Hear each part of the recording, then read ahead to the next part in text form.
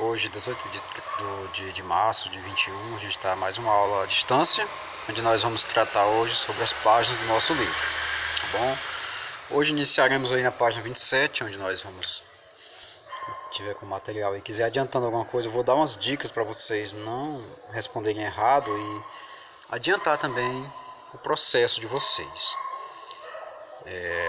Bem na página 27, eu não vou dar resposta, mas eu vou dar só o norte para que você possa identificar cada resposta, tá bom? Então temos aí a primeira questão que diz assim: leia a passagem, esta passagem bíblica. No princípio Deus criou os céus. Aí, agora conforme o trecho acima, com esta citação de A Origem das Espécies de Darwin. Estou convencido de que é o próximo textinho, tá bom? São dois textinhos, as caixinhas aqui. O próximo diz assim, ó: estou convencido de que as espécies que pertencem ao que chamamos de o mesmo gênero derivam diretamente de qualquer outra espécie ordinariamente distinta, que a seleção natural tem desempenhado o principal papel na modificação das espécies. Com base nesses textos e no que você estudou nesse capítulo, defina as seguintes teorias. Você vai definir o que é criacionismo e em seguida você vai definir o que é evolucionismo, tá bom? São duas teorias da origem do homem, do ser humano, duas teorias completas, porque uma representa a religião, outra representa a ciência, tá bom? Nunca esqueçam disso, porque essas teorias elas são essenciais, né? Não que uma não pode anular a outra, jamais, uma não anula a outra. A existência do evolucionismo não nega o criacionismo, de forma alguma. O criacionismo é uma visão que traz assim a fé, né? Que traz a fé em primeiro lugar, é uma visão religiosa, né? Que seja, Deus teria criado o homem e todas as criaturas do universo, e enquanto que o evolucionismo é uma visão da razão, uma coisa mais ligada à ciência, que tudo que existe partiu do Big Bang, e que esse Big Bang foi o criador de todo o universo, de todas as criaturas. Então, o ser humano, sendo um ser do universo, também evoluiu. Mas quem criou o Big Bang, né? Já é uma outra, isso já é uma outra questão, tá bom? Por enquanto, preocupem-se apenas em definir o que é cada um. Na segunda questão, vai falar o seguinte: em que consistia a teoria de Lamarck, Jean-Baptiste Lamarck? Então é o seguinte, a teoria de Lamarck, ela é um pouco diferente e complementa a teoria do Charles Darwin, porque na teoria do Lamarck ele fala da questão do uso e desuso, né? Ou seja, o Lamarck também acredita na teoria da evolução, em que toda criatura é feita para evoluir. Mas se essa criatura não usar certas ferramentas naturais que ela tem, por exemplo, a visão, com o tempo essa visão vai ficar em desuso e essa visão pode ser perdida, né? É como o ser humano que não usa, digamos assim, não faz exercícios físicos, e a natureza entende que os músculos não têm nenhuma necessidade, nenhuma serventia, e os músculos acabam desaparecendo, e no lugar dele vai ficar só uma gordurinha localizada, como chamam, né? Então, da mesma forma, toda criatura geneticamente organizada na natureza. Ela tem que usar o que ela tem. Se ela não usar, ela vai perder. Os nossos dentes, por exemplo. Se não comermos coisas sólidas, com o tempo a natureza pode entender que eles precisam cair, ficar cada vez mais frágeis, enfim, né? Então, a teoria do Lamarck é essa, que ela fala do uso e desuso, e também fala da transformação, né? Da transformação de criaturas em outras, né? Uma criatura muitas vezes não consegue viver como ela é e ela acaba se tornando outra criatura. No caso, o exemplo mais clássico é o da girafa, que o pescoço da girafa foi necessário que aumentasse de tamanho para que a girafa pudesse se alimentar, para que ela pudesse chegar aos dias de hoje dessa maneira. Se ela não tivesse acontecido isso com suas moléculas genéticas, dificilmente a girafa teria escapado da extinção. Então essa é a teoria do Lamarck, uso, desuso, transformação, tá bom? E vamos para a terceira questão. Explique com suas palavras, claro que tudo é com suas palavras, viu? Explique com suas palavras a diferença entre Lamarck e Darwin, né? Vamos ver aqui quais são essas diferenças básicas para você colocar aí. É o seguinte, o Lamarck, como eu falei para vocês, existe a teoria do uso e desuso, né? Se a criatura não consegue se adaptar de um jeito, ela se transforma em outra criatura, ou então ganha novos poderes, vamos dizer assim, dessa maneira. O morcego, por exemplo, o morcego ele não enxerga, mas em compensação ele tem um sistema de radar no cérebro, desenvolvido há milhões de anos, né? Que faz com que o morcego identifique as barreiras, né? As barreiras voltam para ele novamente e ele acaba se desviando dessas barreiras aí. Já o Darwin, o Charles Darwin, ele diz o seguinte, que a natureza seleciona aquelas criaturas mais capazes. Somente os mais capazes é que vão sobreviver. Aqueles que são incapazes, eles vão entrar em extinção. Essa é a diferença básica entre Charles Darwin e o Jean-Baptiste Lamarck. Tá bom, gente? Vamos para a próxima questão. Vamos para a quarta questão. Pergunta: por que a origem dos primeiros hominídeos é cercada de muitas controvérsias, né? Por que tanto mistério com relação às origens do homem? Porque muitos cientistas aceitam essas teorias da evolução como a maior explicação para tudo. E como não foi encontrado também o elo perdido, fica mais difícil saber a origem real do ser humano. Sabe-se apenas que ele teve muitos ancestrais aí, chamados Homo erectus, Homo habilis, o Homo neanderthalis, né? O neandertalenses, mas não se sabe realmente onde está a criatura que deu origem ao ser humano, chamado elo perdido. Por isso que a dificuldade é grande dos cientistas encontrarem uma resposta, dizendo assim, o ser humano surgiu de criatura tal, o nome da criatura. Não tem esse nome ainda, né? Não sei se a humanidade ainda vai encontrar isso, mas a ciência sempre aguarda, sempre renova, né? E vamos para a quinta questão, que diz assim, de acordo com o que você estudou, podemos afirmar que os homens surgiram de macacos? E aí, o que você acha, né? O tio passou o mês todinho falando disso aí para vocês. O ser humano não surgiu de nenhum macaco, não. Tá bom? Não. Macaco, não. O ser humano surgiu da mesma criatura que deu origem a diversas outras criaturas, entre eles o macaco. E outros primatas, né? Também tem o orangotango, tem o gorila, tem o ser humano.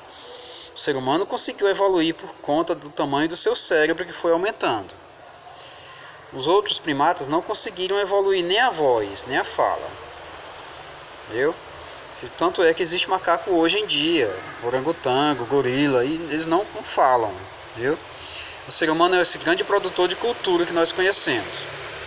Então, como o cérebro humano cresceu, aumentou, evoluiu, nós podemos dizer que ele não veio do macaco, ele apenas pertence a um elo perdido. Ele pertence a um momento em que uma criatura teria dado origem a todos eles juntos. Que criatura é essa? Esse é o grande mistério, um dos baitas mistérios da ciência. Tá bom? E vamos para a sexta questão, vamos ver aqui. Explique como o processo de hominização ajudou os seres humanos a se diferenciarem dos demais primatas. Vamos compreender essa questão aqui. Vocês podem colocar que, em primeiro lugar, houve uma mudança na anatomia humana. Como falei para vocês, principalmente na questão do cérebro, né? Que se tornou cada vez mais desenvolvido. O ser humano passou a utilizar coisas que os demais primatas não utilizavam, como, por exemplo, o dedo polegar, que foi determinante para a produção de ferramentas. O ser humano, ele é um grande produtor de cultura, coisa que as demais espécies não criam, né? E se você ainda tem dúvida do que seja cultura, basta você imaginar essa cena bem aqui. Na natureza nós temos uma fruta que qualquer animal pode consumir, tanto um primata como um ser humano.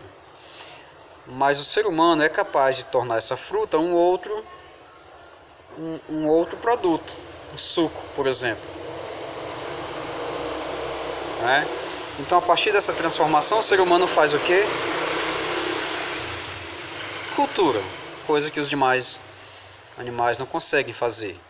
E é isso que nos diferencia dos demais primatas, né? O desenvolvimento do nosso cérebro, o desenvolvimento de certas ferramentas que nós temos e os demais não conseguiram desenvolver, e também a produção cultural que só nós, seres humanos, podemos realizar. Então você coloca com as suas próprias palavrinhas, fica tudo certinho, tudo tranquilo, tudo de boa. Na sétima questão você vai associar corretamente, tá? Deixa eu mostrar para vocês aqui. Muito bem, ó. Tem aqui o Homo sapiens, Homo neanderthalensis, o Australopithecus, que foi o mais antigo, o Homo erectus, que é o que andava ereto, em postura ereta, e o Homo habilis, que era mais habilidoso para fazer ferramentas. Mas o mais inteligente é o Homo sapiens. O Homo neanderthalensis é bem antigo também. O Australopithecus é o mais antigo de todos. Então dá para você fazer, por essas informações, dá para você marcar corretamente as alternativas, tá bom? E a oitava questão diz assim, ó. Que vestígios arqueológicos e informações os pesquisadores podem encontrar nos sambaquis, né? Então, os sambaquis, como eu falei na aula de ontem, eram grandes amontoados de conchas, né, de materiais orgânicos, calcário, enfim, muitas coisas, uma espécie de montulho de lixo que o ser humano deixou na costa brasileira, né, no litoral brasileiro. Os sambaquis, eles são muito importantes para a ciência porque eles representam uma fonte de pesquisa, tá bom? Uma fonte de pesquisa. Através dessa fonte de pesquisa dá para identificar o modo de vida dos primeiros seres humanos, né? Como eles viviam, como se alimentavam, tá bom? Dá para saber tudo isso aí através dos sambaquis, tá bom? Vamos para a próxima questão. A nona questão fala o seguinte, vamos ver aqui. Os historiadores formulam duas hipóteses importantes a respeito da chegada dos primeiros homens à América. Quais são elas? Muito bem, uns dizem que foi pelo norte e outros dizem que foi pelo sul. O pessoal que diz... Só um minutinho que eu vou organizar aqui o nosso painel. O pessoal que diz que o ser humano chegou à América pelo norte, eles defendem a teoria de que eles vieram pelo Estreito de Bering e teriam chegado primeiro na América do Norte. Os que defendem que o ser humano veio pelo sul dizem que o ser humano veio pela Polinésia, navegando. Polinésia. Chegando aqui logo na América do Sul. Tá bom? São teorias. Até que alguém prove o contrário, continuam valendo as duas teorias. Até que alguém diga que é mentira, a pessoa tem que provar para saber qual é a nova teoria. Suponhamos que algum de vocês, futuramente, lance uma nova teoria dizendo que o ser humano veio de outro planeta, habitou a Terra, enfim. Mas tem que provar isso também, né? Tem que dizer, ó, aconteceu isso por esse motivo e isso e aquilo, né? Enfim. Tem que ter muito embasamento científico para lançar uma teoria.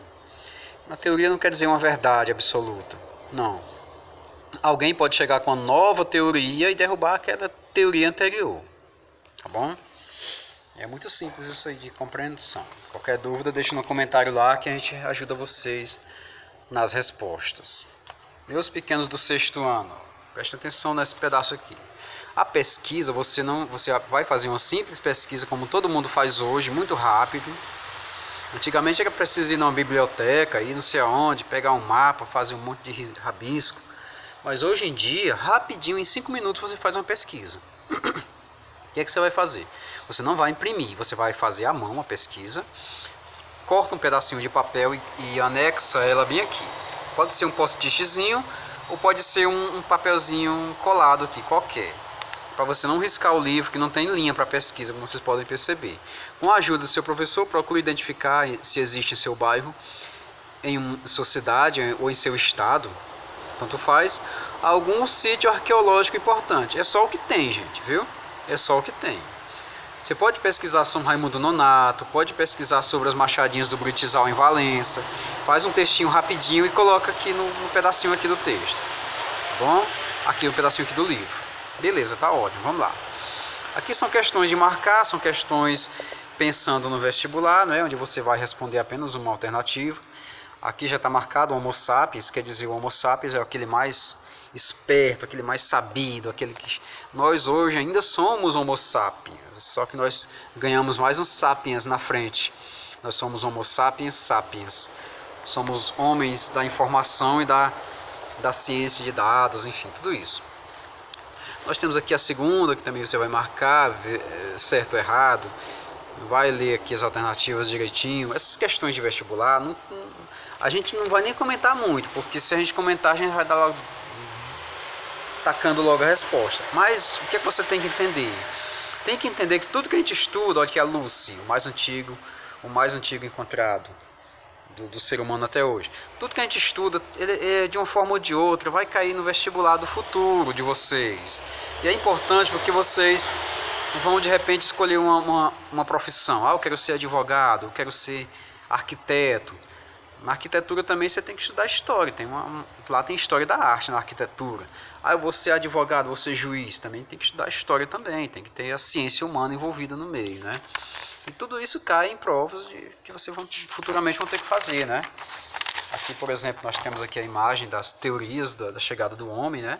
Nós temos a teoria do Estreito de Bering, que eu falei agora há pouco, e temos a teoria da Polinésia, né? Que o ser humano chega na América do Sul. Você vai marcar, enfim, que todas estão certas, somente uma está errada. Aí você vai ver qual é que está errada, né? Tá até, enfim. Sobre o surgimento do homem, o primeiro hominídeo que habitou não apenas a África, mas também a Ásia e a Europa foi o Homo erectus, né? Enfim, nós temos aqui outras questões, essa questão aqui grandezinha, né? Grandinha, onde você vai responder apenas com uma marcação. Origem asiática, que pressupõe a emigração sucessiva de grupos humanos provenientes da Ásia. Esses grupos teriam atravessado o Estreito de Bering, que durante o inverno rigoroso formavam um istmo de gelo, possibilitando sua travessia a pé. Aqui é essa teoria que está falando aí, né? Então, são dados da ciência, são dados científicos, são pesquisas de muitas décadas. O pessoal pesquisa por muitas décadas para chegar numa teoria como essa daqui. Essa aqui do Sul, por exemplo, ela é muito aceita pelo pessoal que gosta muito da Niede Guidon. A Niede Guidon é a grande arqueóloga que mora aqui no Piauí, em São Raimundo Nonato, onde ela criou o Museu do Homem Americano.